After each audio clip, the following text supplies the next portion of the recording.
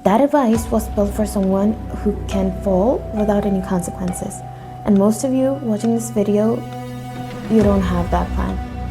Follow your passion is the most dangerous advice you can give to someone with no margin for error.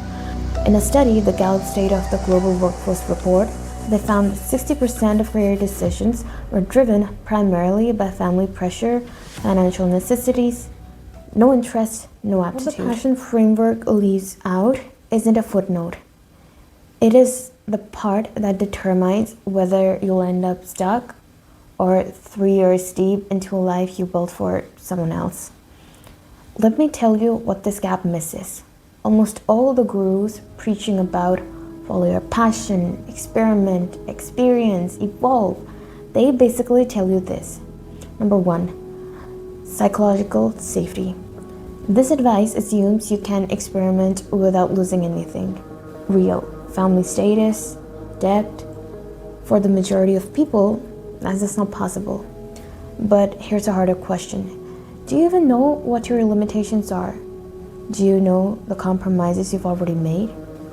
Ignoring those while making a big life decision?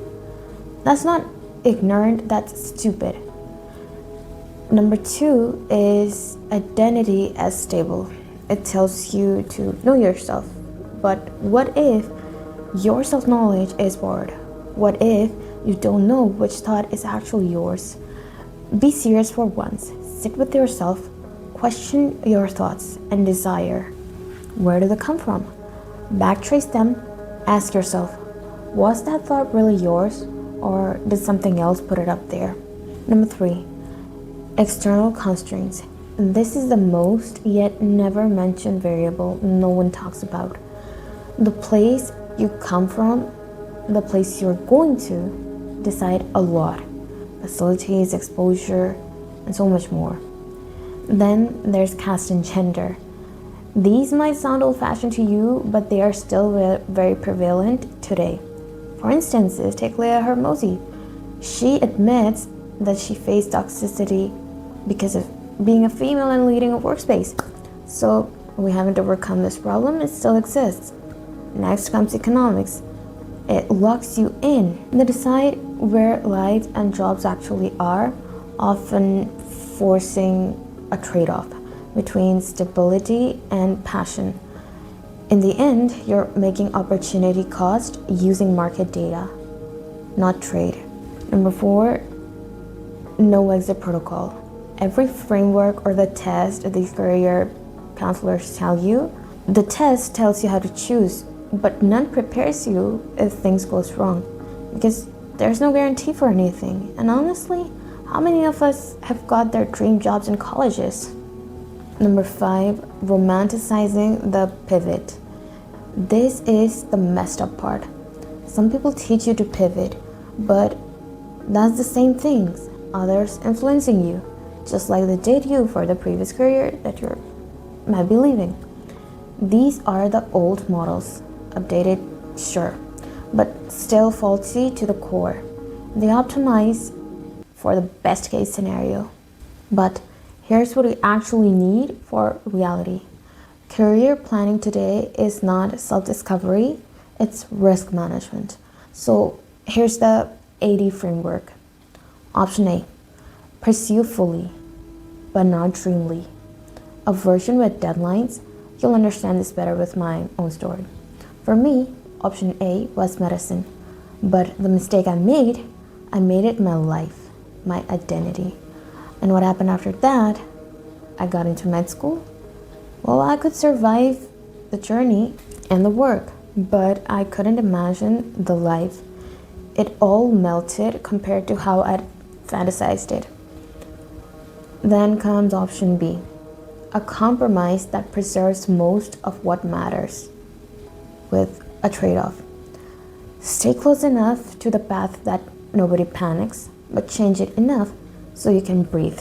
For me, that was what everyone suggested. Just get the degree and don't work with patients, go into research or other fields.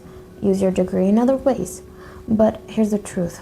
Wasting 5.5 years for a degree that will leave me with just a title, That felt like a waste of time. So I could not take option B. Option C, a strategic detour. Solvent, moving, not shameful, although people secretly judge because it doesn't look impressive from outside. For me, this was rebuilding skills I actually wanted to learn. And I was experimenting, making things from scratch before I knew whether any of it would work. It looked like I was doing nothing to anyone, but to me, it meant something real. Nothing revolutionary was happening, but being an entrepreneur, I couldn't even utter this idea in front of my parents. They already lost it when I quit med school, so full-time entrepreneur wasn't an option either. Then comes option D, the floor. You can leave with and still respect yourself, knowing it before you need it, so fear doesn't get to make your decisions for you. For me, the option that changed everything wasn't A, B, or C. It was D. Another dream. Nope. Just a life I could survive without hating myself and losing myself. The moment I defined D, every other options got clear.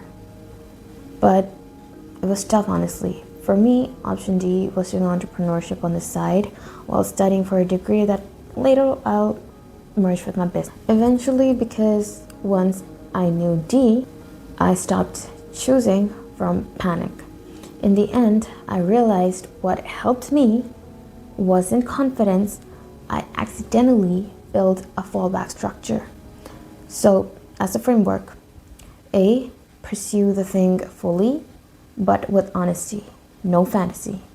Option B, protect what matters the most, even if it means a compromise. C, take the strategic detour. Keep moving, even if the path looks less impressive right now. Option D, define the floor. The life you can survive without losing respect for yourself. And at the end, only that matters. Just remember that. Which option you choose depends on your responsibilities, your finances, your health, what you can realistically carry. I had to choose option D because of the damage it already did. All the consequences, losing the identity I thought I was supposed to become, then building into the unknown from scratch. It is now a plan for the full range of outcomes, not because you expect the worst, but because the worst shouldn't get to make the decisions for you.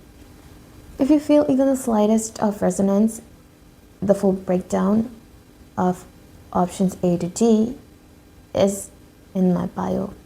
Check out the link if you like.